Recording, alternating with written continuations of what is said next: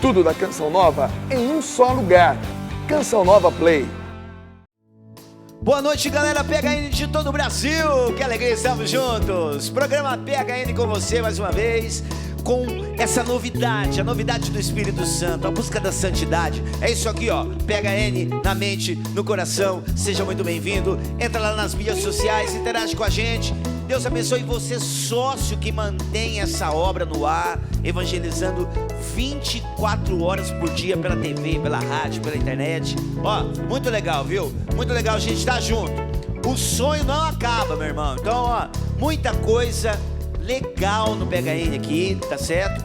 O testemunho de hoje, maravilhoso. Se eu fosse você, não perderia. Um cara jovem, já foi modelo, passou por altos e baixos na família, teve depressão, síndrome do pânico e hoje vem contar um testemunho de superação, de vitória, tá certo? Então, vale a pena a gente ouvir e encher o nosso coração de esperança, porque vale a pena lutar sempre, sem parar, tá certo? Galera da banda PHN, muito bem-vindos, meus irmãos aqui. Galera da parte técnica também, esses guerreiros da evangelização, missionários como nós, viajando pelo Brasil e trabalhando aqui na Canção Nova, levando a palavra de Deus. Meus companheiros que estão nos bastidores, nossos câmeras, o pessoal da equipe do áudio, lá na direção, enfim, uma galera gigante. Muita gente trabalhando para que você tenha a palavra de Deus nessa noite aí na sua casa. Que privilégio para nós poder trabalhar para você. Tem muita coisa boa. E ainda a gente vai falar do PHN 2020. Já tem tema, já tem data e você precisa vir para cá, beleza? Então, cheio de motivos para você não sair daí nesse programa PHN de hoje, tá ok? Vamos começar cantando? Simbora então, banda. Vou chegar ali perto. Simbora. Vamos lá. Vou te contemplar no teu santuário para te dizer como é bom sentir teu amor, Senhor. O teu amor, Senhor. Vou te adorar em espírito, em verdade, com o meu viver. Vou testemunhar teu amor, Senhor. Hey, yeah. O teu amor, Senhor. Eu vivo só pra te adorar em espírito, em verdade. Eternamente vou te amar. Tu és Senhor, digno de louvor. Eu vivo só pra te adorar em espírito, em verdade. Eternamente vou te amar. Tu és Senhor, digno de louvor. Vou te contemplar no teu santuário para te dizer como é bom sentir teu amor, Senhor. Hey, yeah. O teu amor, Senhor. Vou te adorar no teu santuário para te dizer como é bom sentir teu amor, Senhor. Yeah, yeah. O teu amor, Senhor. Eu vivo só pra te adorar em espírito, em verdade. Eternamente vou te amar. Tu és Senhor, digno de louvor. Eu vivo só pra te adorar em espírito, em verdade. Eternamente vou te amar. Tu és Senhor, digno de louvor.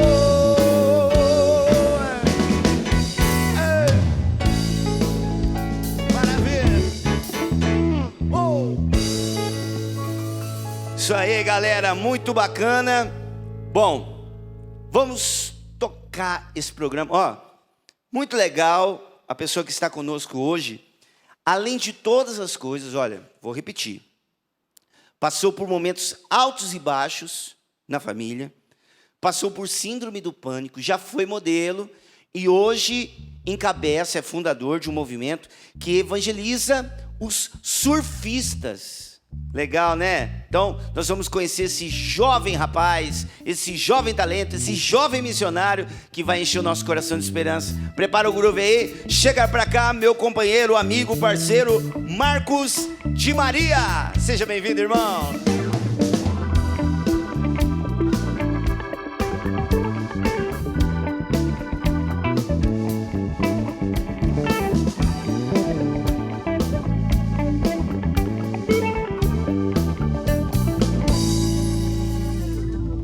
Marcos de Maria. E aí, meu irmão, beleza? Seja bem-vindo. Tudo certo? Tudo tranquilo? Tudo bacana? Tudo certo, tudo tranquilo, tudo bacana. Obrigado pelo convite também, obrigado pela acolhida também, Peter. Imagina, rapaz, é uma alegria a gente receber aqui no programa jovens, né? Com a cabeça de jovem, visual jovem, que anima a gente, porque aí passa para nós essa ideia, essa imagem de que a gente não entra para a igreja por falta de opção. Como se, foi o último recurso, coitado. Não sabe cantar, não é bonito, não é casado, enfim, vai somando um monte de coisa que deixa a pessoa sem opção, aí a pessoa vem para a igreja, que não é o caso, né? Então, é muito legal receber aqui no programa jovens assim. Claro, todas as idades, quando vêm, é maravilhoso sempre. São histórias, boas histórias, são testemunhos que aquecem o coração da gente, mas quando vê um jovem falar de juventude é diferente e é uma alegria. E eu já peço para você mandar um alô para Salvador, lá na Bahia, o pessoal que está te acompanhando, dá um abraço para quem te conhece, né, da sua cidade. Então, a galera já está na expectativa já, né? Porque o pessoal está com saudade, porque eu estou aqui desde o dia 7 de janeiro, pelo lado de cá.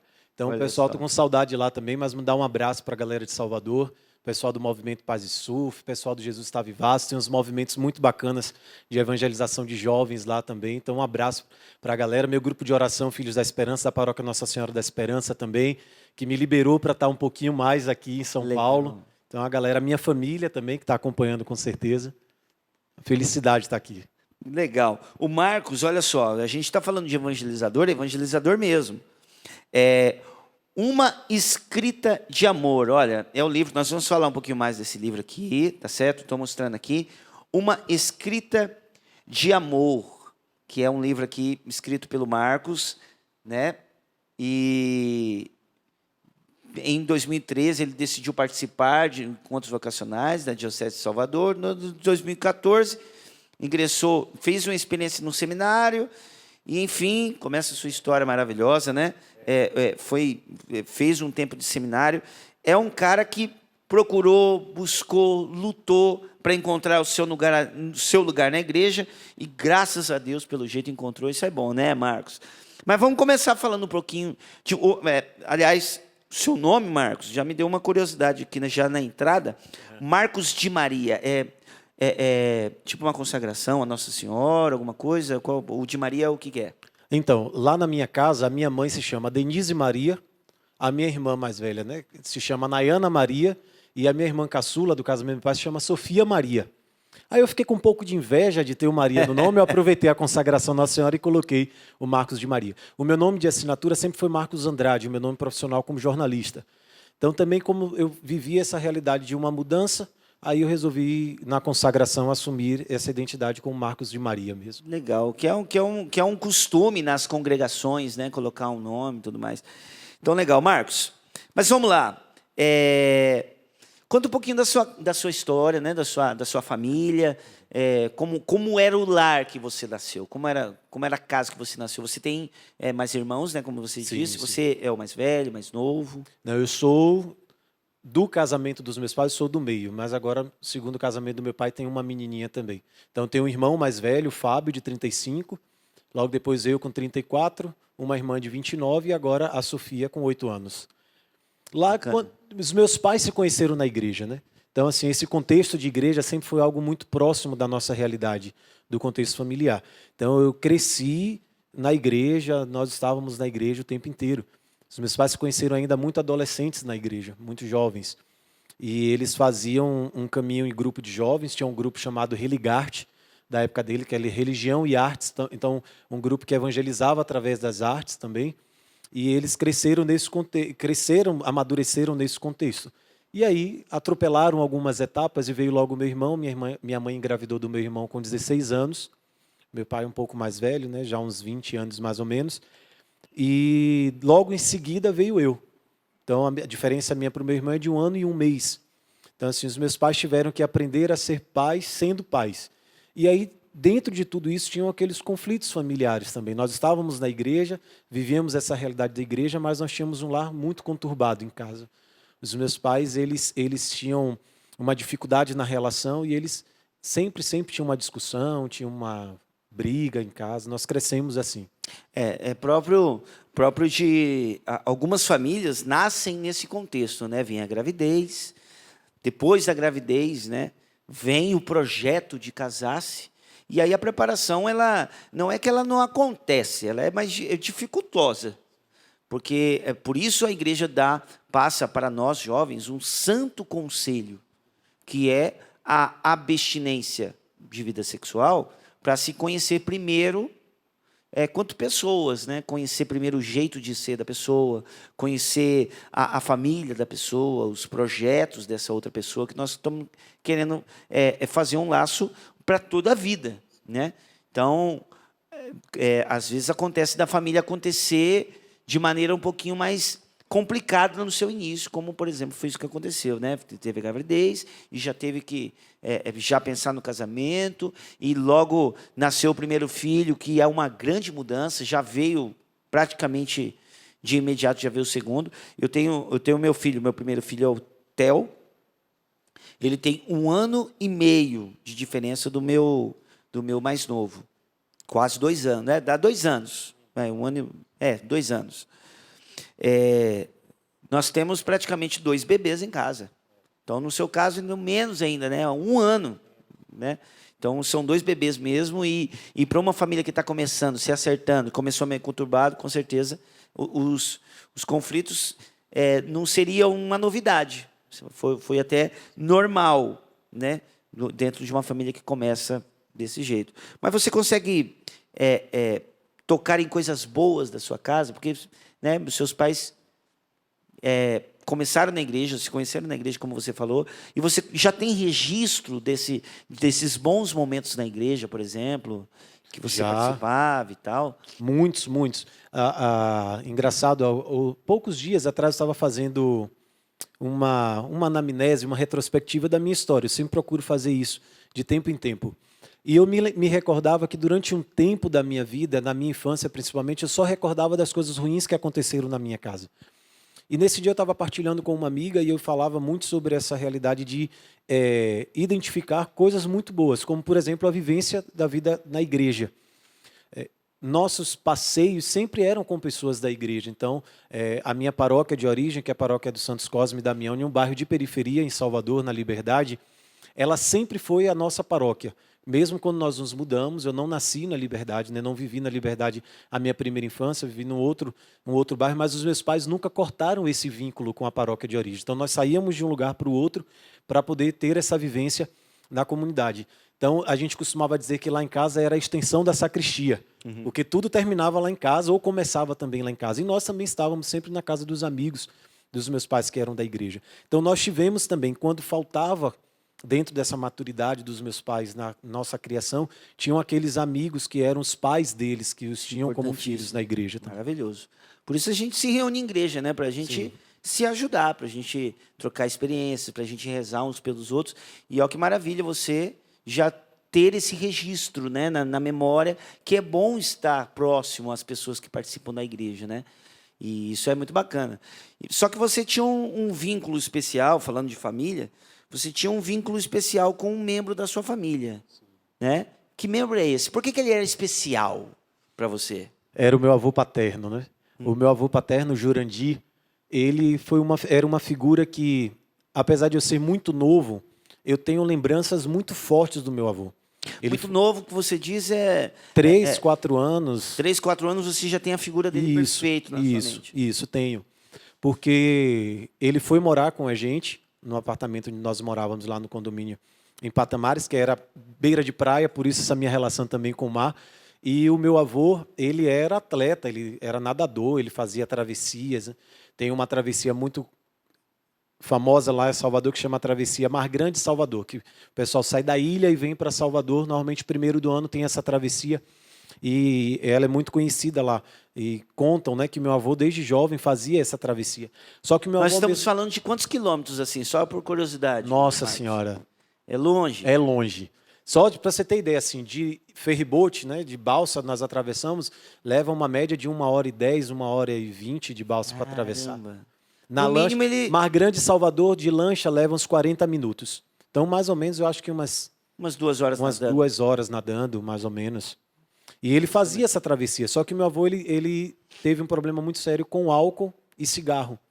Então, quando a minha avó se separou dele, a minha mãe, a nora, né, e o meu pai também, em uma visita a ele, eles resolveram levar o meu avô para morar com a gente, lá em casa. E assim, o meu avô ficou exatamente, Peter, um mês. Minha mãe conta, né? Outro dia, eu conversando com ela, eu queria saber mais, porque algumas coisas, lógico, eu não me lembro, não tenho uma Era muito recordação. pequeno. Mas a minha mãe contava que ele ficou exatamente um mês conosco, mas foi tempo suficiente para o meu laço com ele ficar muito estreito. Ele me chamava de meu pequeno Tarzan, porque eu tinha mania de me pendurar nas coisas em casa, pulava. Ele me chamava de meu pequeno Tarzan. E era uma figura que eu tinha muito firme comigo. E nossos passeios sempre eram à praia. Então, final de semana, a família inteira estava reunida na praia. E em um desses finais de semana, o meu avô também estava conosco. A minha babá, a babá do meu irmão, nós só tínhamos nós nascidos na época, ela começou a se afogar. Tem aquela coisa que chama de buraco, né? Então ela tinha ficado presa nesse buraco e o meu avô estava no mar. A minha mãe conta que todo mundo achou que meu avô estava tentando agarrar a minha babá, porque ela já tinha dito, né, que meu avô ficava às vezes mexendo com ela e tal.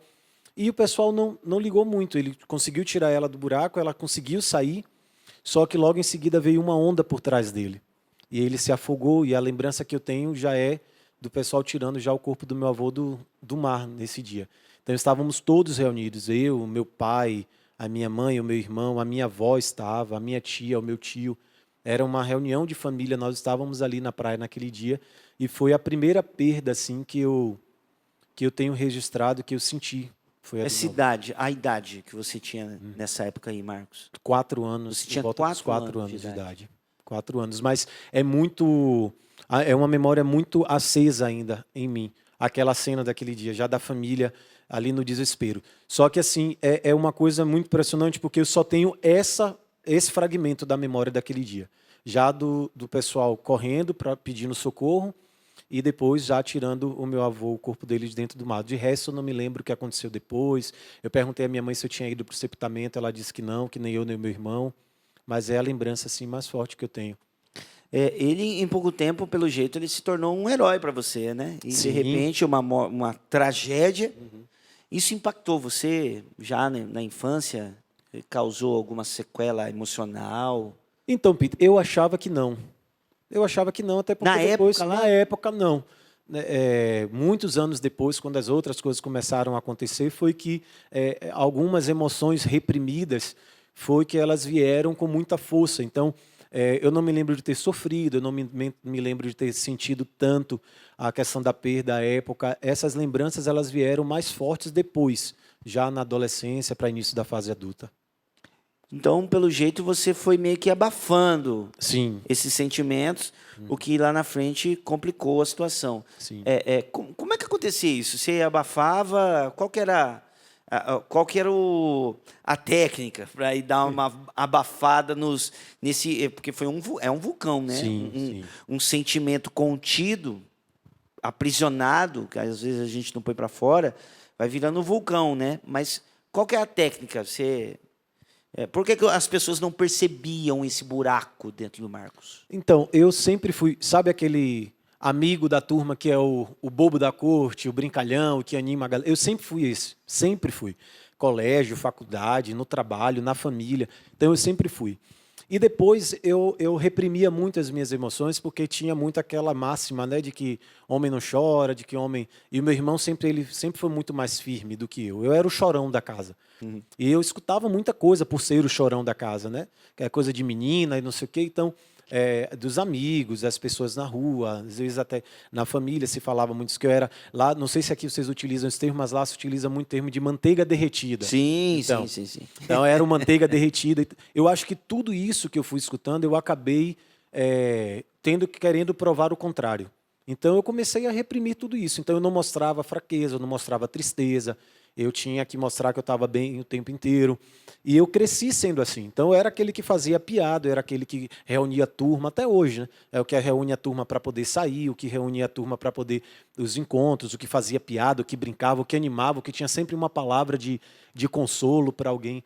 Só que em contrapartida, quando eu ia para o meu quarto, ou quando eu estava nas minhas realidades sozinhos, era onde eu tentava colocar um pouco disso para fora. Ô Marcos, você é o típico... Eu conversei um pouquinho com você ali embaixo agora, um pouquinho antes de começar o programa aqui. Você é o típico sanguíneo com melancólico. Isso. O típico, né? Dá para perceber claramente o expansivo, o brincalhão, mas o sentimental nos bastidores, né? Então, o sanguíneo ele tem, de fato, essa dificuldade. Para você que nos acompanha, aqui na Canção Nova, a gente faz um estudo sobre os temperamentos. Os principais, né, são colérico, o fleumático, no caso do Marcos, o sanguíneo e o melancólico. Né? São 4, e você, claro, pode ter os 4, pode ter mais forte um, pode ter 2, né? Então, o Marcos, talvez também, claro, por essa veia sentimental, artística e tudo mais, é um escritor, né? Não à toa, é um artista. O sanguíneo e o melancólico se conversam e, às vezes, é uma grande luta que a gente tem do sanguíneo, né? Talvez você tenha um filho dentro da sua casa que é sanguíneo, animado, expansivo, arrebenta lá na escola, é líder, né? Assim, encaminha a galera para bagunça, inicia a piada, só que o sanguíneo ele tem essa necessidade de ser averiguado, porque geralmente ele consegue esconder com a expansão dele o buraco que ele tem dentro. Então, o Marcos, o típico sanguíneo e melancólico. E esse lado de esconder as coisas foi culminando num processo aí de depressão e síndrome do pânico, né? Também, que foi estourar na sua adolescência. Quando que você percebeu que você estava com depressão, com síndrome do pânico? Calma, nós vamos para o segundo bloco, tá certo? Tá vendo, né? Tá passando por isso? Então, fica aí no segundo bloco, nós vamos entender como esse cara, tão expansivo, tão alegre, foi desembocar na síndrome do pânico, na depressão. Talvez você esteja passando pela mesma coisa. Então fica aí, sai daí não, tá bom? Daqui a pouquinho a gente volta. Vamos lá? Diácono Nelsinho Correia, simbora. Daqui a pouquinho a gente volta. Hoje eu quero dizer o que Deus já fez por mim. Já não posso me conter, é amor demais em mim. Vejo Deus no azul do céu, vejo Deus no azul do mar. Sinto teu amor na flor e no brilho do teu olhar. Hoje eu quero dizer o que Deus já fez por mim. Já não posso me conter, é amor demais em mim. Vejo Deus no azul do céu, vejo Deus no azul do mar. Sinto teu amor na flor e no brilho do teu olhar. Eu quero te amar, amar de todo o coração. Eu quero entregar minha vida em tuas mãos. Perdão pelas vezes que não te vi, perdão quando só olhei pra mim, quando só olhei minhas angústias tão egoístas. Aí eu fazia assim, só pensava em mim, só olhava pra mim, até que um dia a luz brilhou no pingo da chuva. Para entender que também é preciso chorar no brilho da lua. Quero sentir. Voltamos, minha gente. Vem, simbora então. Eu sei que tu és o Deus do impossível.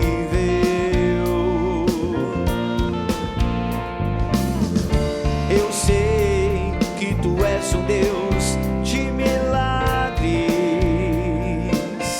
Tu és o Deus do impossível. Eu sei que tu és o Deus do impossível.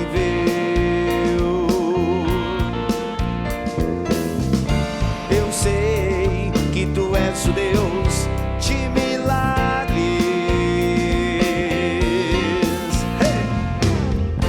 Tu que ouves a nossa oração, tu que escutas o nosso clamor, tu que sondas nosso coração, tu que sabes do que precisamos, Senhor. Realiza o milagre em mim, Jesus. Realiza o milagre em mim, Senhor. Eu necessito da tua intervenção na minha vida. Realiza o milagre em mim, Jesus. Realiza o milagre em mim, Senhor. Eu necessito da tua intervenção na minha vida. Eu necessito da tua intervenção na minha vida.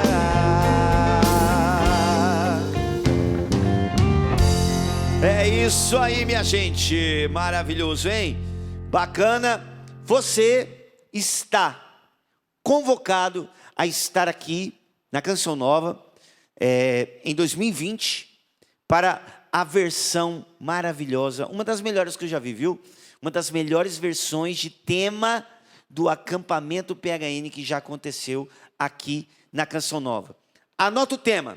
O tema é Geração PHN, a santidade é para você. Nós vamos fazer um passeio maravilhoso, inclusive no livro que inspirou essa bandeira pelo Brasil, que é um livro do Padre Jonas Abib. Geração PHN é o nome do livro. Nós vamos passear por esse livro dentro do acampamento desse ano aqui na Canção Nova, tá certo? De 15 a 19 de julho, aqui, Geração PHN, a santidade é para você. Fique atento nas mídias sociais do PHN. Entre também para você ter mais informações sobre o Encontro PHN aqui no nosso eventos.cançãonova.com. Você entra aí no seu smartphone, computador, com certeza já tem informações sobre o PHN e, cara, vai ser muito legal. A identidade visual tá muito massa, tudo pensado com muito carinho para você que estará aqui conosco de 15 a 19 de julho. PHN, Geração PHN, a santidade é para você. Vamos lá, falando de mídias sociais, para você mandar o seu testemunho, conversar com a gente, dar a sua opinião sobre o programa PHN. Nosso Facebook, PHN Oficial, tudo junto. Nosso Instagram, PHN_Oficial. E para você mandar o seu testemunho para nós, de fato, que a gente tem uma equipe que fica lendo os testemunhos que chegam, e se Deus quiser, um dos convites será para você, lá no... Mostra para mim de novo aí, Dani, o e-mail para os testemunhos, phn@cançãonova.com, phn@cançãonova.com. Puxa vida, Peter, eu estou ouvindo o testemunho do Marcos, está maravilhoso, Deus está me chamando, meu Deus do céu, e se eu for para a Canção Nova, minha vocação, o que eu faço? Calma, a Canção Nova também pode ajudar você nesse processo de discernimento vocacional. Vai que Deus está chamando você para algo mais. Já pensou? Você ser meu irmão de comunidade aqui na Canção Nova? Pode ser. Pode ser que você tenha um chamado aí dentro, ou não. Pode ser que você vai passar por um tempo conosco aqui, verificar a sua vocação e vai seguir sua trajetória feliz rumo àquilo que Deus quer para você. O nosso e-mail aqui, para você conversar com a nossa equipe do vocacional, mostra aí, Dani, comunidade.cançãonova.com/vocacional. É o site, né? Então, entra lá para você ter informações, como entrar em contato, como, enfim, tantas outras coisas. comunidade.cançãonova.com/vocacional. Lá tem tudo o que você precisa fazer, tem artigos para você ler, para você começar a tratar a sua vocação de maneira mais séria, beleza? Vamos para o VT no início do bloco agora, o VT Canção Nova. Ser Canção Nova é bom demais, que é a campanha da Canção Nova em todo o nosso sistema de comunicação deste ano. Então, curte aí que está muito legal. Vai lá, roda aí.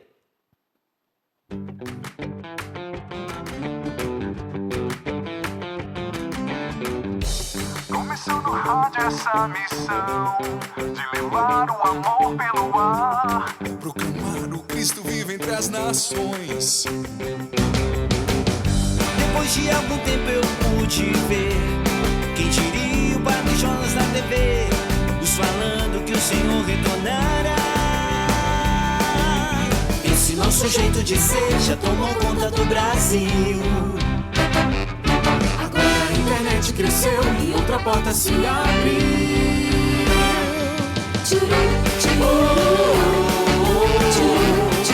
Ser Canção Nova é bom demais. Ser Canção Nova é bom demais. Ser Canção Nova é bom demais. Ser Canção Nova é bom demais.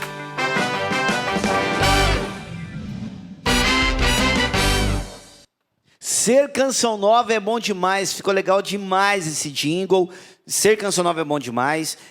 Enfim, maravilhoso o projeto para que a gente possa divulgar cada vez mais a Canção Nova, levar coisas boas para o coração das pessoas, levar Jesus, conversão para as almas espalhadas por esse mundo afora. Beleza? Então vamos lá, vamos continuar conversando aqui com o meu parceiro, amigo, companheiro, Marcos de Maria.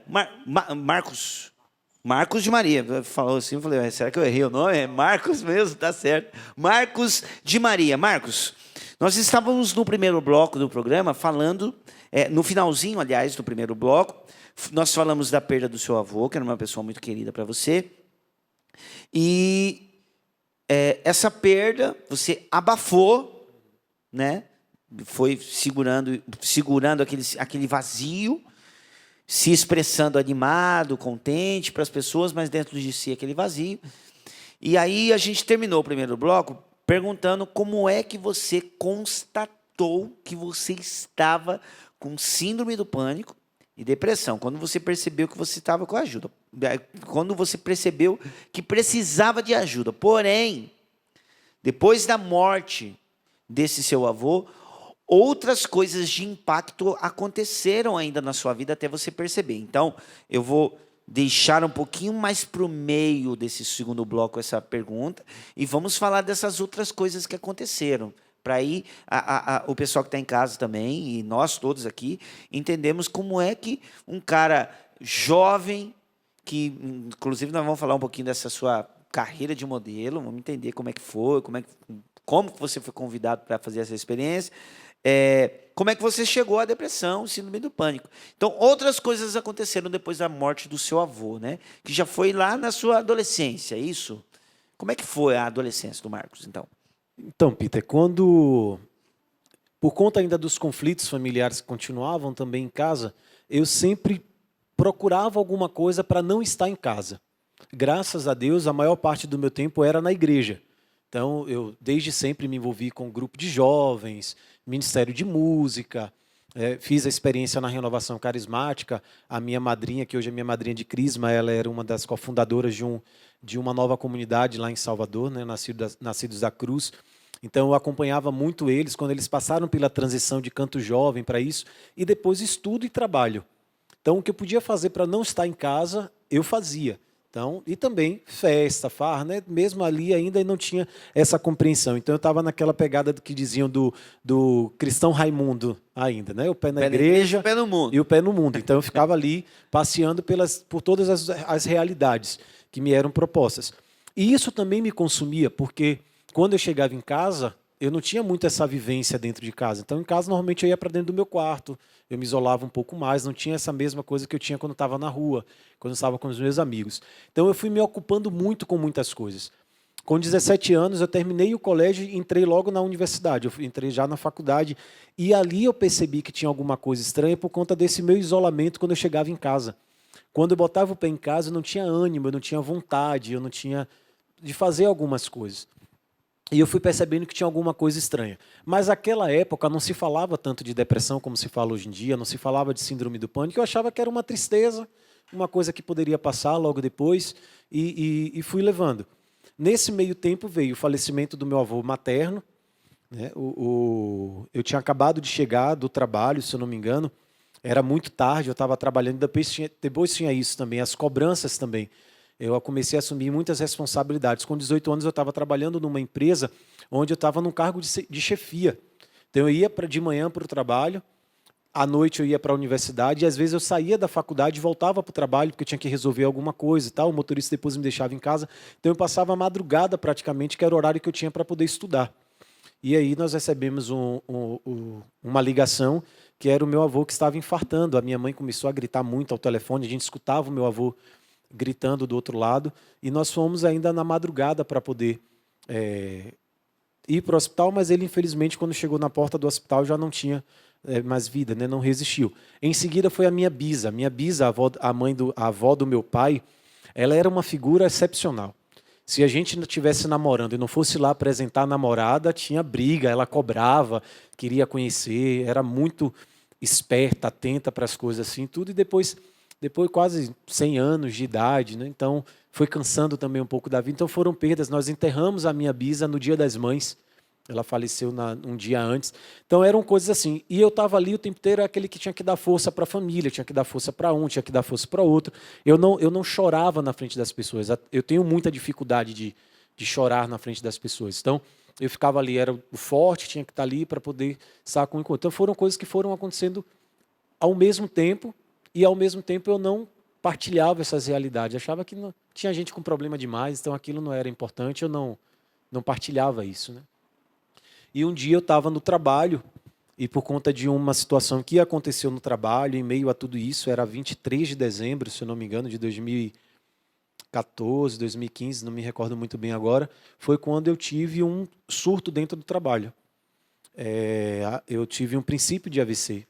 E ali foi que realmente eu tive que contar o que estava acontecendo. Eu comecei a emagrecer muito. Aí o seu corpo começou a dar sinais de sinais. cansaço dessa pressão interna, né? Porque é uma pressão emocional interna. Sim. Você segurar suas emoções, segurar o choro, segurar e ter que ser forte, ter que, né, estar ali demonstrando ser uma pessoa mais forte do que na verdade você é. Aí, então você começou a perceber que o seu corpo deu sinais de cansaço, e aí você percebeu que você talvez precisaria de ajuda. Então. Isso. Eu não sentia fome. Não sentia fome. Não conseguia mais dormir. Então eu comecei a perceber que tinha alguma coisa errada, mas ao mesmo tempo eu não sabia o que era e também não queria dizer para ninguém do que se tratava.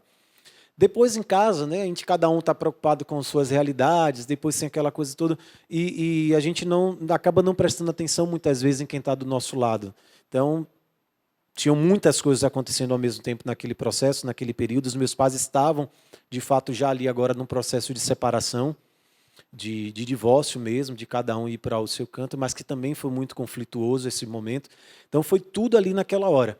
E nesse dia foi quando eu passei mal, eu fiquei internado um tempo, os meus pais foram ainda lá ao trabalho, me levaram para o hospital, eu fiquei internado, e ali o médico disse, a princípio o médico me diagnosticou com depressão, com quadro depressivo lá.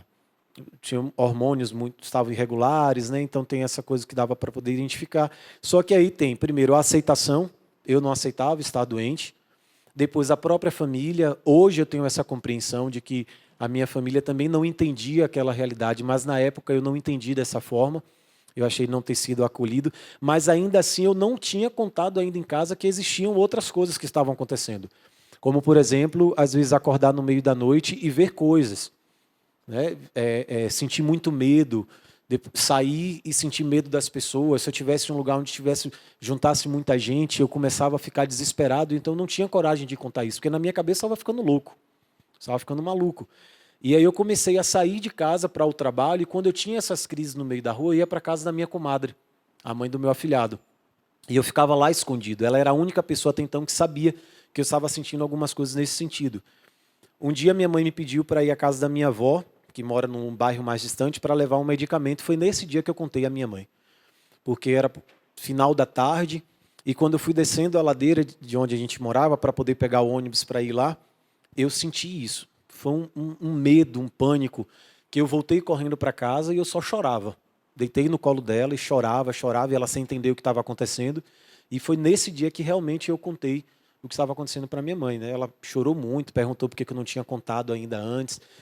Depois, aproveito que eles estão assistindo, eu já falei isso para eles, né? Mas no meu coração não tem nenhum tipo de culpabilidade, né? De culpar os meus pais, nunca, de maneira nenhuma disso. Existia um tempo que isso aconteceu, que estava ali também naquele processo, mas muito pelo contrário, porque era tudo novo, eles não entendiam o que estava acontecendo. Ninguém falava sobre isso. Então eu estou com 34, eu tinha 18 anos na época, então não se falava sobre isso. E até eu também entender aquilo que era. Depois foi todo aquele processo de buscar ajuda clínica, que foi outra resistência. Eu não queria ir porque para mim era assinar o atestado de que eu estava com um problema, né? Agora, o Marcos, eu fico imaginando agora um jovem como você, que esteja assistindo o programa PHN agora, ouvindo você falar dessas reações que você tinha, de acordar no meio da noite, ver coisas, enfim, todos os sintomas que você acabou de relatar para nós, que é importantíssimo. Talvez quem está acompanhando a gente esteja falando assim, cara, eu tenho isso, pô, eu tenho isso. É claro que a gente não chegou ao final do seu testemunho, mas eu sinto que é necessário que você toque nisso, talvez para quem esteja olhando para si mesmo e vendo as mesmas reações que você teve, de talvez encontrar em si hoje uma enfermidade, uma depressão, uma síndrome do pânico. Para essas pessoas que nos acompanham agora, é possível vencer a depressão e a síndrome do pânico, Marcos? Porque a gente está vendo, por exemplo, pelo menos eu estou conversando agora com um jovem totalmente consciente, com os pensamentos todos organizados, né? É possível vencer isso. Dá para vencer a síndrome do pânico. Dá para vencer a depressão. Peter, é possível. É possível e, assim, por graça de Deus, eu venci essa fase da minha vida. E é possível quando a gente pede ajuda. É preciso pedir ajuda. Importante isso. Sabe? É preciso pedir socorro mesmo. Não sair do medo, da vergonha. Não dá tempo para isso, porque essa doença ela não espera. Ela não espera a gente tomar coragem para pedir apoio, sabe? E nesse processo eu também tentei desistir algumas vezes, pensei em desistir algumas vezes. Uma vez foi quase que eu pulo da varanda da minha casa, onde estava. Eu saí de casa com a roupa do corpo e fui assim. Então, assim, a gente precisa pedir socorro, precisa pedir ajuda. Eu abri para a minha família quando isso aconteceu. Eu abri para o meu pároco, na época, e foi quando eu fui para a ajuda clínica, né, para a especialidade clínica, que foi a maior resistência e que, pelo menos diante das realidades das pessoas com quem eu partilho, ainda é a maior resistência hoje. É pedir essa ajuda clínica, porque acha que ainda tem esse pensamento muito preconceituoso de que a pessoa está... É um desequilíbrio, a gente precisa dar nome, dizer uma verdade, mas não é o fim. Não é o fim. Não foi o meu fim, não é o fim de tantas outras pessoas que eu conheço, nem de quem está assistindo agora também não é o fim.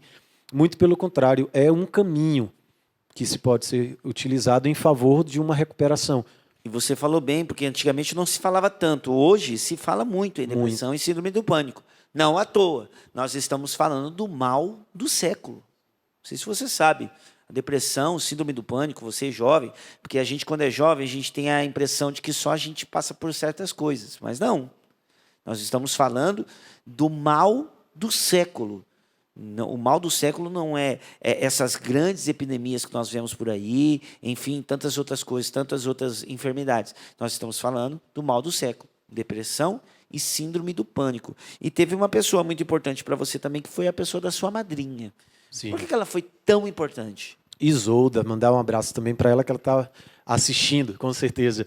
Ela, como eu falei, ela é uma das cofundadoras dessa comunidade. Hoje ela não faz mais parte da comunidade, mas a comunidade, ela e a comunidade foram muito importantes nesse processo. Primeiro porque os fundadores, eles são da época do grupo de jovens dos meus pais. Então, eles sempre conviveram ali com a gente. A minha madrinha, nós morávamos perto do campus da faculdade onde ela estudava, ainda nessa primeira infância. Então, ela viveu com a gente, morou com a gente, acompanhou as realidades.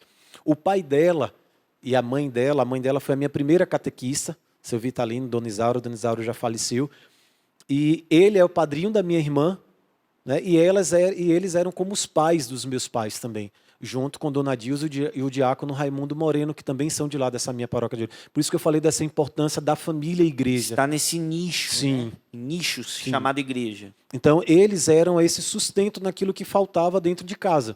E os meus pais também reconheciam isso, como eu falei, pela imaturidade, pelos conflitos deles ali nesse tempo. E a minha madrinha, ela me tirou de casa nesse período do processo da depressão, porque os conflitos em casa ainda continuavam, se atenuaram nesse processo, nesse período. Depois ninguém entendia realmente o que estava acontecendo, né? A gente não sabia como lidar com a situação. E eu fui morar nessa nova comunidade. Eu fiquei com eles por quase 1 ano. Lá eles tinham uma creche social e eu ficava com as crianças ali, acompanhava. Eu tinha uma liberdade de não viver como os membros da comunidade, mas eu optei por seguir as regras, de estar ali com eles nas orações.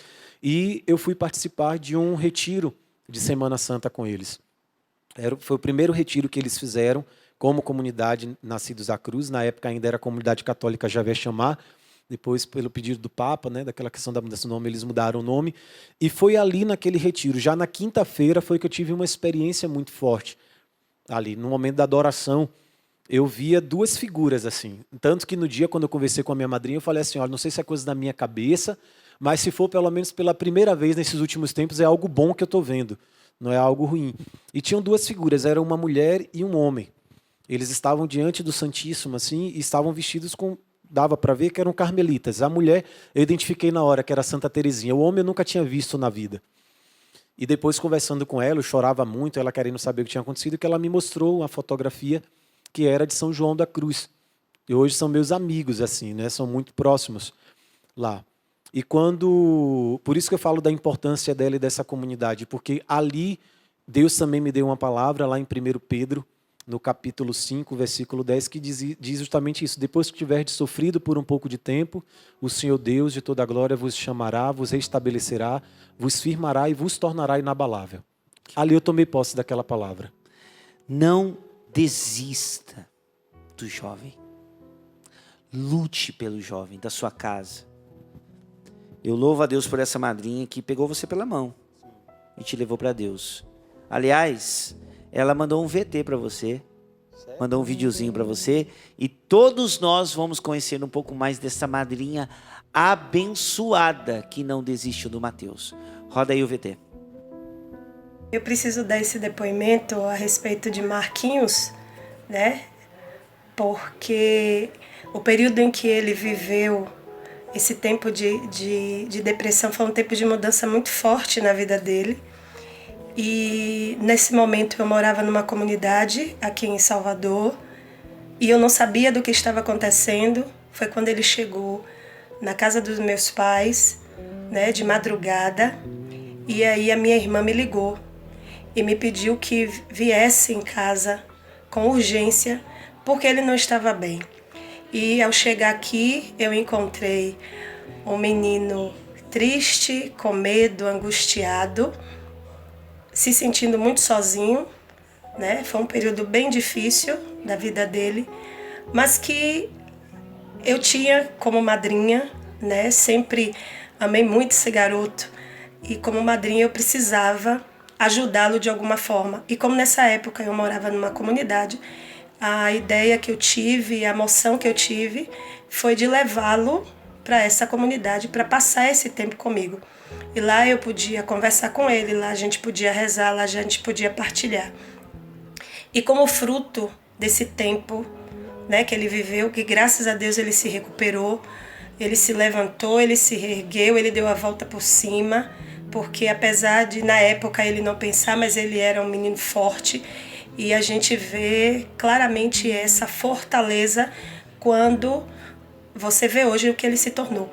Ele de verdade é um homem de Deus, ele busca, ele ouviu o chamado e ele, claro, no início deve ter tido um pouco de receio, mas depois ele não teve medo e mergulhou de cabeça. E hoje é uma alegria muito grande para mim testemunhar essa força que veio de Deus, que veio de dentro e que o projetou para cima, projetou para frente e projetou para Deus, que é o mais importante.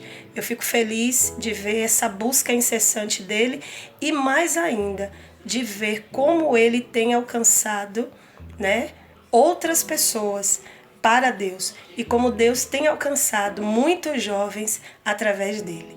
É isso. Um beijo, Marcos. Deus te abençoe nessa sua caminhada, né, nesse seu projeto de vida, porque é um projeto de vida. Que Deus te abençoe, te ilumine, te guie, te proteja. Te amo. A gente fica sem palavras, né, Marcos? Mas que coisa linda que ela disse ali. Sua madrinha. A força que você tinha, mas que você não via, mas ela viu a força, uma força dentro de você, e essa força eu traduzo em Deus mesmo dentro de você. Ela viu Deus em você quando nem mesmo você via. Então, graças a Deus que a sua madrinha não desistiu de você e hoje você é essa pessoa que você é hoje. Nós vamos para o nosso terceiro bloco e nós vamos falar como é que esse cara encontrou essa força e não somente isso. Saiu da depressão, saiu da síndrome do pânico e hoje é instrumento nas mãos de Deus. E olha que aí a gente nem falou da carreira dele como modelo, hein? Nós vamos falar no último bloco, tá bom? Fica aí e já já a gente volta. Volta para sua família. Sua família te ama demais. Vamos lá? Simbora junto. Percebe e entende que os melhores amigos são aqueles que estão em casa esperando por ti.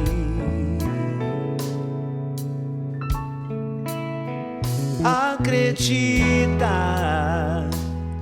nos momentos mais difíceis da vida. Eles sempre estão por perto e só sabem te amar. E se por acaso a dor chegar, ao teu lado vão estar pra te acolher e te amparar, pois não há nada como lá. Tua família, volta pra ela. Tua família te ama e te espera. Para o teu lado sempre está. Tua família, volta pra ela. Tua família te ama e te espera. Para o teu lado sempre está. Tua família.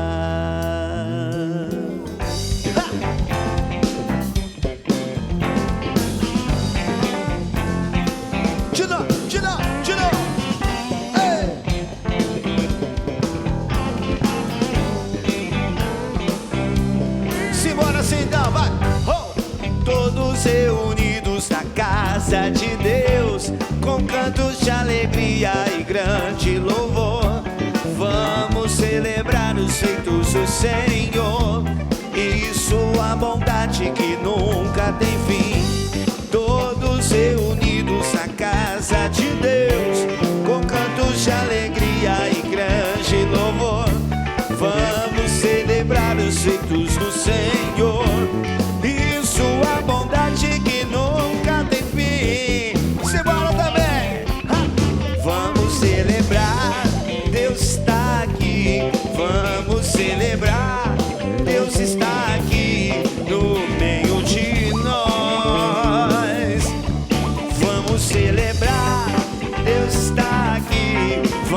vamos celebrar.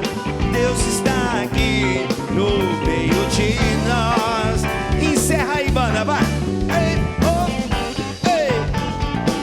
Give it up, give it up. Essa é a banda PHN, rapa.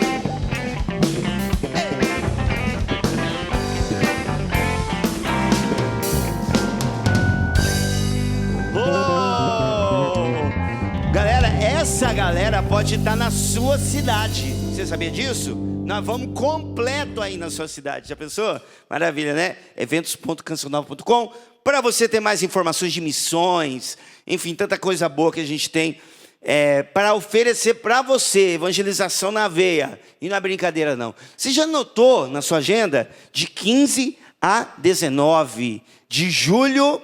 Geração PHN, a santidade é para você. Nós vamos trabalhar o livro do Padre Jonas Habib, Geração PHN, que deu origem a toda essa inspiração.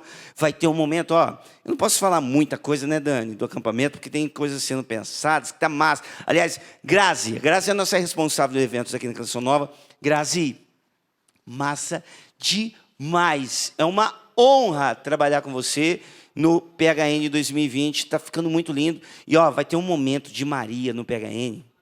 Meu, ó, só isso que eu vou falar para você. Você é massa, lindo. Você é mariano, católico, então fica aí para você, tá certo? Vamos lá, vamos falar um pouquinho aqui da nossa bancada. O pessoal da nossa produção preparou aqui. Bom, deixa eu falar um pouco do livro do Marcos, tá? Marcos de Maria, que nós estamos entrevistando hoje. Uma escrita de amor, um livro para você que precisa conhecer cada vez mais esse amor maravilhoso do Senhor, tá certo? Você que é jovem, né? Jovem, você quer conhecer um amor de verdade? Conheça o amor de Deus, tá aqui esse livro. Daqui a pouquinho a gente vai falar com o Marcos como que faz para você adquirir esse livro. Esse bonézão aqui da hora também, Paz e Surf, que é o projeto do Marcos também, que trabalha com a evangelização aí na praia. Gostoso evangelizar na praia, né, Dani? Ah, imagina, tá lá na praia, ouvindo falar de Deus, parará, pará, coração mudando, a coisa boa demais. E temos aqui produtos Canção Nova, tá certo? Esse daqui, ó, tem a ver com o nosso programa de hoje, novena para enfrentar a ansiedade e a depressão. Nós estamos falando sobre depressão, síndrome do pânico, hoje aqui no PHN. Esse livro é uma novena para te acompanhar, para que você saia desse buraco, tá certo? Então, loja.cançãonova.com e entra lá para você saber mais desse livro e você adquirir aí na sua casa ou também pelos representantes porta a porta. Beleza? Esse aqui também é muito legal, Evangelho de São Mateus. Ó, uma caixinha, vou abrir a caixinha aqui, ó. Vou mostrar para você. Esse aqui é o Evangelho de São Mateus, está aqui dentro dessa caixinha. Aí você abre aqui e tem um trecho do livro de Mateus, do Evangelho de São Mateus. Olha que coisa maravilhosa. Cada dia você tira um papelzinho desse e o Senhor, o próprio Senhor falando com você através da palavra de Deus de um jeito bem didático, no dia a dia, coloca lá do ladinho da xícara das pessoas, você faz um cafezinho de manhã lá na sua casa, coloca um papelzinho desse, do livro de Mateus, do ladinho do café, e vai colocando, semeando a palavra de Deus no coração das pessoas que você ama. Beleza? loja.cançãonova.com ou pelos nossos representantes porta a porta. Beleza? E Deus lhe pague a você, sócio, que mantém essa obra de evangelização no ar, pela TV, rádio, internet, 24 horas, sem intervalos comerciais. É importante dizer isso. Marcos, terceiro bloco. Cara, vamos para os finalmente, né? Você ficou um ano como experiência ali, não era de uma comunidade, mas viveu com aquela comunidade. Foi vou chamar assim, não sei se está correto, mas foi uma desintoxicação espiritual que você passou ali, né? Claro que é um problema clínico, só que espiritualmente também você foi abastecido completamente, né? E com certeza, graças a Deus, coisas maravilhosas Deus colocou na sua mão, inclusive o projeto, né, Paz e Surf. Mas só que antes de entrar nesse finalmente, fala um pouquinho dessa carreira de modelo, cara, porque a gente vê assim, né? Ah, mas não tem gente bonita na igreja, não. Vou falar um negócio para você. Você sabia que a igreja é um dos maiores e melhores salões de beleza da galáxia. Porque quando você tira o pecado da vida da pessoa, a pessoa fica linda. Entendeu? Linda. Eu até casei, fião. Eu até casei. Tenho 2 filhos. Pra você ter uma ideia do que a igreja fez na vida do rapaz. Nosso câmera aqui tá dando risada. Tá casado já, parceiro? Ainda não? Tô falando para você. Entra para a igreja. Que eu... Tô brincando. Mas é isso mesmo. Você tira o pecado da vida da pessoa, a pessoa fica linda, cara. Né? Então, tem sim gente maravilhosa, gente bonita, né? Porque o povo pensa que na igreja só tem velho, doente e mulher. Não, tem jovem bonito. Jovem que já teve uma carreira de modelo. Como é que foi, cara? Foi convite, pá, chegou, você é bonitão lá, vim tirar umas fotos, como é que foi? Então, na verdade, assim, eu sou jornalista e radialista de formação, né? A minha formação é essa e eu trabalhei... Formação acadêmica. Formação acadêmica. Okay. Eu trabalhei 9 anos na minha área, como jornalista, radialista. Fui muito bem, graças a Deus. E confirmo muito isso, Peter. Eu não estou na igreja, eu não fiz a experiência do seminário por frustração, porque não deu certo as outras realidades. Muito pelo contrário. Tudo deu certo. Eu tive muitas dificuldades na vida, mas eu tive tudo na minha vida, graças a Deus, deu certo. Os meus planos, os meus projetos, Deus me concedeu a graça de realizá-los. Só que eu encontrei algo muito maior. Então, legal, foi por isso. Então, deixar bem claro isso, né? E a questão do modelo foi assim. Uma vez, eu e meu irmão, nós estávamos muitos anos antes. Esse período de depressão também foi um conflito, porque eu fui perdendo tudo aquilo que eu já tinha conquistado até ali. E eu tinha feito alguns trabalhos. Então, assim, a carreira como modelo, na verdade, não era uma carreira, era mais aquilo... Um freelancer. Então, assim, tinha um tempo, era uma grana extra, né, que vinha e tal. Eu e meu irmão, a gente, como a idade pouca, né, de diferença... Então, os 2 cabelinhos compridos, enroladinho, né? Pegadinha de surfista mesmo ali, aquela coisa assim. Então, cabelo comprido, o pessoal chamava a gente de Chitãozinho Chororó na época, porque meu pai e minha mãe começaram a cortar o cabelo da gente naquele molde. E uma vez estava tendo um desfile, alguma coisa assim, e nos convidaram para poder ir lá. Minha mãe foi, acompanhou, meu irmão ficou um tempo, depois ele não quis mais e eu fui. Fiquei. Então, eu cheguei a fazer algumas coisas com passarela, com fotografia, comercial, gravação de comercial, fiz algumas coisas também nesse sentido, mas não era muito o que eu queria, mas eu ia, né, porque era uma grana extra, estava na faculdade, precisava incrementar ali também aquela renda ali também e tal, mas fiz algumas coisas e ainda hoje, de vez em quando, ainda tem algumas coisas que eu faço também dentro dessa área também. E é legal que Deus usa tudo. Para evangelizar. Tudo, inclusive a aparência. Né? E hoje, claro, graças a Deus, é um instrumento que Deus coloca na sua mão com responsabilidade, mas é um instrumento que Deus coloca na sua mão, a sua própria imagem. Né? E isso, graças a Deus, está sendo usado para o bem. Né? O que infelizmente acontece é que muita gente usa esse dom, o dom da beleza, do belo, usa para o mal, infelizmente. Né? Mas graças a Deus não é o caso do Marcos, né? Tá no nosso time. Sabe, na época do futebol a gente quer ficar do lado do craque, né? Quer chamar o craque para jogar no nosso time. É bem assim. Então, graças a Deus que o Marcos está no nosso time maravilhoso de evangelização. Mas Marcos, o tempo de seminário foi depois desse 1 ano de experiência na comunidade? Como é que foi? Foi muito depois. Muito eu depois. costumo dizer, Peter, que eu dei trabalho para Deus. Ainda dou. Hoje eu dou menos trabalho, que eu já estou um pouco mais Porque a mudança educado. Não foi assim de uma hora para outra, não. Depois daquela experiência. Não, importante de maneira dizer isso. alguma. Foi uma trajetória, uma caminhada. Uma caminhada. Tanto que algumas pessoas que me acompanham nas redes sociais, às vezes me questionam por que eu não apaguei algumas coisas do tempo, né? De festa, de não sei o que eu disse, porque as pessoas precisam entender que existe um processo. Legal. Sabe? Eu não vou fingir uma coisa que não é real. Que existiu maravilhoso um processo. isso, Marcos. Muito legal. Então, existiam esses processos na minha vida, existiram esses processos, até eu entender. Então, eu costumo dizer que eu dei muito trabalho para Deus. Então, depois daquilo ali, eu continuava, né, com as ambições que são naturais, né, de crescimento profissional e tudo. E eu tive a oportunidade, a gente falava da minha madrinha agora há pouco, mas graças a Deus, além dela, tiveram muitas pessoas que foram instrumentos de Deus na minha vida, que não desistiram de mim. E por isso essa insistência hoje também nos jovens, porque eu tive pessoas que acreditaram em mim, que continuam acreditando, quando algumas também não acreditam. Tem muita Normal. gente que vai estar assistindo, que vai estar falando, que também não acredita, que isso também faz parte também do projeto, do processo. Mas quando eu fui para a Suíça, fui estudar na Suíça, e fazer língua e cultura francesa na Suíça, porque eu já estava ali na proeminência da Copa das Confederações, muitas equipes de língua francesa iam ali para o estado, então eu já estava trabalhando na área e surgiu essa oportunidade. A Daniela, que é uma amiga minha, muito amiga minha, crescemos juntos, já lá na Liberdade, então ela me deu de presente a passagem para ir para lá. Eu falei, pronto, a oportunidade que eu tenho de estudar e de fazer esse estudo de língua lá. E eu fui para lá para estudar. E aí, mais uma vez, eu escapuli nas mãos de Deus.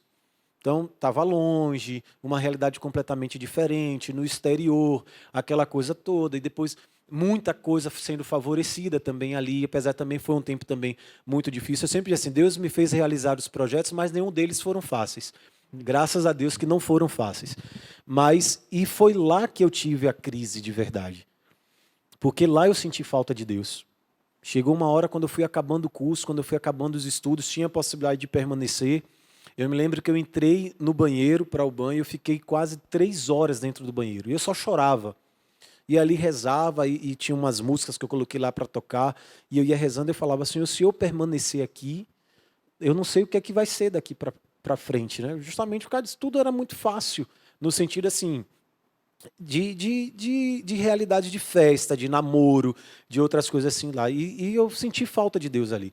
Tem um grande amigo meu, Fábio, também, que a gente dividia o apartamento também. Ele morava no mesmo apartamento que a gente, eram os meninos que jogavam futebol lá. Eu fiquei acompanhando um time de futebol society lá também. Fiz algumas coisas para a faculdade também, de publicidade com eles também lá. E nós conversávamos muito, ele é da Igreja Batista, também estava afastado durante um tempo, e à noite, quando nós chegávamos, a gente rezava junto, e a gente começava a partilhar daquela realidade que nós estávamos vivendo e do que nós já tínhamos experimentado. E ali eu decidi voltar para o Brasil. Quando eu voltei para o Brasil, no saguão de desembarque do aeroporto, eu parei, larguei minha bagagem e ali eu comecei a conversar com Deus. Acho que o pessoal que passou em volta, quem passou e estava assistindo Ficou agora, doido. porque eu chorava. Aí acho que o pessoal foi deportado, né? Foi mandado embora. E eu parei ali e fiquei rezando, Peter. Rezando e pedindo a Deus que daquela vez, daquele dia, eu não queria mais voltar atrás na decisão, que já tinha voltado várias vezes, essa oscilação, né?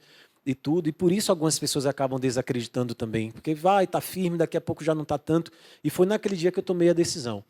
Retornei um relacionamento que eu já tinha de muito tempo, de alguns anos já, e nesse relacionamento eu fiz a proposta de uma vivência de castidade, acompanhado pelo meu pároco na época, o padre Josevaldo, que também foi outra amizade que me ajudou muito nesse sentido. E só que chegou uma época que assim, eu estava vivendo uma realidade e ela estava vivendo um outro momento da vida. Não deu certo e eu comecei a sentir no coração o desejo de uma entrega maior. Não entendia o que era. Nunca fui coroinha. Meu serviço na igreja nunca foi no presbitério e tal, sempre foi música, grupo de jovem. Então, nunca pensei em vocação sacerdotal, não era uma realidade que fazia parte do meu projeto, do meu plano de vida. Mas quando meu pároco me apresentou a possibilidade de fazer pelo menos os encontros vocacionais, eu aceitei. Eu tinha uma certeza no meu coração que eu não ia ser aceito, porque eu era diferente de todo mundo no seminário. Então eu falei, eu vou porque eu sei que não vou ser aceito. E resolvi fazer a experiência. Então eu fiquei dividindo os encontros vocacionais que aconteciam um final de semana por mês com o meu trabalho e os estudos ainda. Então às vezes eu ia direto do plantão no trabalho, eu trabalhava para uma emissora de TV lá do estado, né, filiada lá, e de lá eu saía e ia para os encontros vocacionais. Só que eu falei para Deus, a resposta que vier eu vou acolher. Mas eu tinha certeza que seria um não. E aí, quando foi em dezembro, eu recebi um sim. E aí eu não tive para onde correr, eu fazia essa experiência. E fiz no caminho de silêncio. Ninguém sabia que eu estava fazendo encontro vocacional. A minha família não sabia, os meus amigos não sabiam. Ninguém sabia que estava fazendo esse encontro vocacional. E aí, quando foi no final, foi que eu contei. E a minha comunidade, a minha paróquia ficou sabendo em janeiro, eu entrei em fevereiro no seminário. Mais essa experiência no seminário, claro, se tivesse ido até o final, nós estaríamos conversando com o padre, que não é o caso. Nós percebemos que não foi o caso. Não foi o caso. Né? Mas que, com certeza, Deus agiu, Deus trabalhou, e foi mais um momento maravilhoso, porque você tem que parar. Sim. Né? Foi mais uma parada que Deus proporcionou para você. A primeira nessa comunidade da sua madrinha, que é quando sua madrinha estava nessa comunidade, e nessa segunda vez no seminário. E, cara, chegando no final do bloco, fala um pouquinho. Cara, aqui, né, quem ouve o Marcos conversando assim, parece que ele tem uns, sei lá, uns 50 anos, de tudo, todas essas coisas que ele viveu, experimentou, viajou, namorou, seminário, e de empresa, e pai, parece, cara, um Matusalém, né? Mas não, um cara super jovem, né? E todas essas experiências acumuladas te fizeram um homem de Deus, um homem de fé, e com esse projeto, cara, que é top. Eu vejo na camiseta aqui, é legal demais. Paz e surf. Duas coisas bem rápidas, assim, para a gente conhecer o projeto. Por que Paz e surf? E qual é o trabalho desenvolvido pelo Paz e surf? Pronto. O Paz e Surf começou como uma brincadeira. Já era dali do grupo, né? Eu parei de surfar há muitos anos. Tinha parado há muitos anos. Tinha feito algumas coisas e tal. E depois eu voltei no seminário. Porque em um encontro de jovens, eu estava num momento de crise no seminário, achando que não era meu lugar, porque não tinha lugar para mim ali e tal. No encontro de jovens, quando eu citei essas realidades da minha experiência com esporte, sempre gostei de esporte. Então, eu pratico esporte até hoje, vários. E tinham alguns jovens que estavam ali, e um deles me procurou depois, que ele achava que ele não podia continuar surfando porque estava fazendo experiência de igreja. E aí, no seminário, eu voltei a surfar com ele, porque ele me convidou para poder ir um dia, vamos pegar uma onda e tal. Eu falei, rapaz, não sei nem se eu consigo mais ficar em pé numa prancha. E aí eu fui voltando a essa realidade. A gente se cumprimentava, né? São Francisco, Paz e Bem. Essa nova comunidade Nascidos da Cruz é Paz e Fogo. E ali a gente brincava, Paz e Surf, mas não tinha nem ideia que isso viraria um projeto. Depois o Paz e Surf foi se moldando já ali naquela realidade do seminário. Esse livro, por exemplo, ele é fruto do meu último ano no seminário. Eu reuni todos os meus momentos de oração, de encontro com Jesus no Santíssimo Sacramento. Então, ali é quase uma confissão pública do meu último ano de seminário. Toda quinta-feira, quando eu ia, eu escrevia. E enviava isso pelo WhatsApp para os amigos. E o pessoal começou a reunir tudo. Então, o projeto do Paz e Surf ele veio vindo de uma forma que eu não desenhei o projeto. E eu costumo dizer, a gente diz que o projeto que o Paz e Surf é uma onda de evangelização. E como uma onda, ela está sendo formada. Nós estamos formando ainda isso. Então, nós entramos na realidade onde os jovens estão. A palavra que guia está lá na carta de São Paulo aos Coríntios, né? Com fraco me fiz fraco para ganhar os fracos, e com tudo me fiz igual para ganhar a maioria para Deus. A gente vai na realidade onde o jovem está. E ali a gente entra na realidade deles. Hoje o projeto, nós temos vários projetos sociais dentro disso. E escolinha de futebol, de futsal, com crianças de uma catequese em uma paróquia lá de Salvador, lá em Itapuã.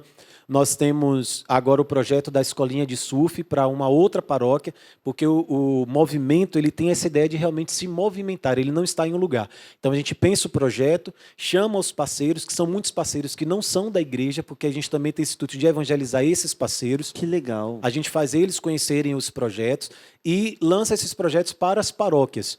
Então o pároco, a comunidade, hoje nós temos o padre Elan, na paróquia Nossa Senhora Conceição de Itapuã, que tem esse projeto lá, o projeto Yeshua, que é apoiado por nós, né? Um casal, que é a sobrinha da Estela, que também é coordenadora do movimento, que é uma parceirona, uma irmã. Eles coordenam um projeto, a gente apoia o projeto Yeshua, que é essa escolinha de futebol para crianças de 7 a 9 anos, da catequese, que colaboram com o alimento não perecível, que vai para a pastoral social da própria paróquia. Que legal. Então a gente faz movimentar isso. O padre Tony, que é o padre da Nossa Senhora das Dores, no Lobato, região subúrbio ferroviário de Salvador. Nós fizemos o Natal das Crianças. Foram 150 crianças que estavam lá conosco. Agora vai ter o Dia das Mães, que a gente chama de projeto Filhas da Rainha, que é um projeto de mães carentes que vão ser acolhidas agora no Dia das Mães para ter um dia de beleza e se sentirem princesas, como filha da rainha, por conta da rainha do Lobato, que a gente chama, que é Nossa Senhora das Dores, a padroeira de lá desse bairro. E ali as filhas da rainha terão um dia de princesa, autoestima, médicos. Então o projeto ele vai se desenhando de acordo com a necessidade e a realidade do lugar onde nós encontramos. Legal, cara. E nós estamos falando, gente, de uma Salvador, a Salvador do Carnaval, do trio elétrico. Uhum. E os caras embrenhados no meio da gurizada, levando Deus. Tá bom pra você? É lindo, né? Nossa fé é maravilhosa. Isso é PHN. Entende? Isso é PHN. Não é você se esconder e ficar guardadinho, né? Ali embaixo, o cristão 007, né? O cristão agente secreto. Ele é, mas ninguém sabe. Não. É peitar, ir para dentro das realidades e levar Deus para aqueles lugares. Coisa mais linda, cara. Isso é PHN e merece ser aplaudido e mostrado. É por isso que a gente mostra essas pessoas e esses trabalhos e esses testemunhos. Porque estão no meio do povo. Deus ainda está agindo hoje. Mas nós temos mais um VT da Estela. A Estela mandou um videozinho também, especialmente para nós aqui. Fala aí, Estela, com a gente. Vai lá, roda o VT. Conheci Marcos em 2013, no início do seu discernimento para o propedêutico, né? Acompanhei todo o processo dele. Ele também foi uma pessoa muito responsável pelo meu processo de conversão. Me apresentou o rosário, né? Ele é aquele amigo que realmente te deixa próximo de Deus, te aproxima de Deus. Eu realmente louvo e agradeço a Deus todos os dias por essa amizade, por essa irmandade, porque hoje eu digo, ele sabe disso, que ele é minha família também, né? Então assim, Marcos é uma pessoa muito corajosa, muito determinada, muito atenciosa, generoso, tem um coração maior que o mundo, né? Tem um coração muito aberto às coisas de Deus, leva muito a sério o seu ministério. Graças a Deus é um homem cheio de dons, né? E dentre eles o que mais me admira é o seu poder de escuta. Você conversa 5 minutos com o Marcos, você já está contando a sua vida toda para ele, né? É um homem de oração, de joelho no chão, é um homem que luta pela conversão, que busca a santidade, e eu só tenho que te dizer, Quinho, que eu acredito nos propósitos de Deus na sua vida. A gente está junto nessa caminhada, partilhamos de várias coisas. Exemplo disso é o Movimento Paz e Surf, e sou muito grata a você também por todo o carinho, por toda a atenção, por toda a amizade. Um grande beijo, querido. Te amo muito, viu? Paz e Surf. Agora eu vou cantar, hein? Brincadeira. Meu Deus. Que legal, Marcos. Marcos, cara, maravilhoso ter você aqui. É um exemplo para a nossa sociedade, um exemplo para a nossa igreja. É uma honra ter você dentro da Igreja Católica. Pessoas assim a gente tem que incentivar, dar espaço. Eu tenho certeza que a partir dessa exposição aqui na Canção Nova, no programa PHN, sua missão vai crescer ainda mais.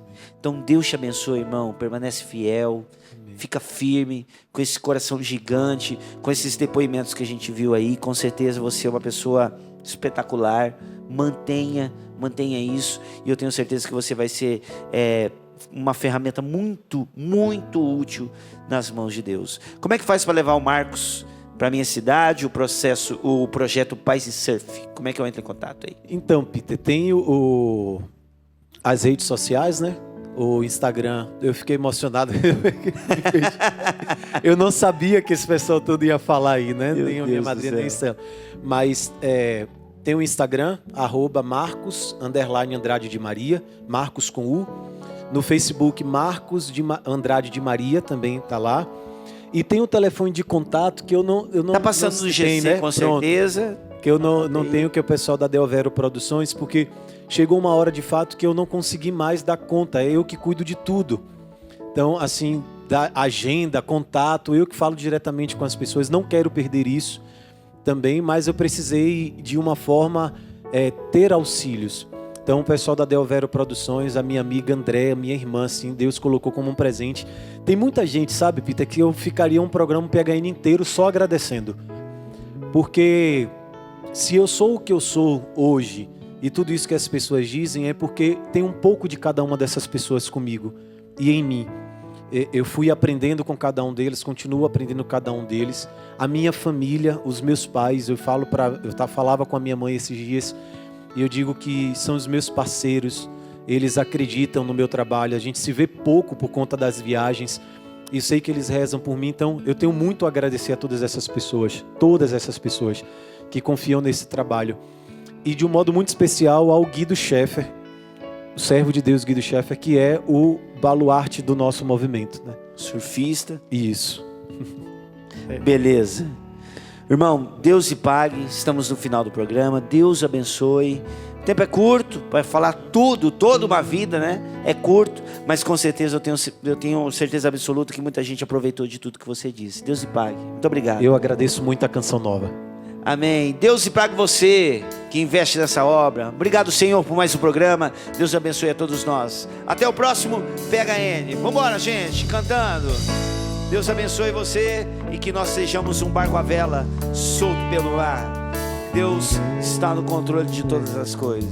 Simbora, vamos lá, vamos cantar. Insiste em perseguir meus desejos, insiste só fazer do meu jeito. Me perco querendo ser Deus de mim. Escolhe alguém, escolhe só. Que deixa Deus ser Deus é melhor. Aquilo que os olhos não podem ver. Deixo aqui então. Por isso deixo aqui meu querer. Por isso deixo aqui meu querer. Guia-me, Senhor, pra onde Ele aprouver. Calo meu querer pra ouvir o que Deus quer. Barco à vela solto pelo mar. Vou pra onde o vento do Senhor levar. Guia-me, Senhor, pra onde Ele aprouver. Calo meu querer pra ouvir o que... Tudo da Canção Nova em um só lugar. Canção Nova Play.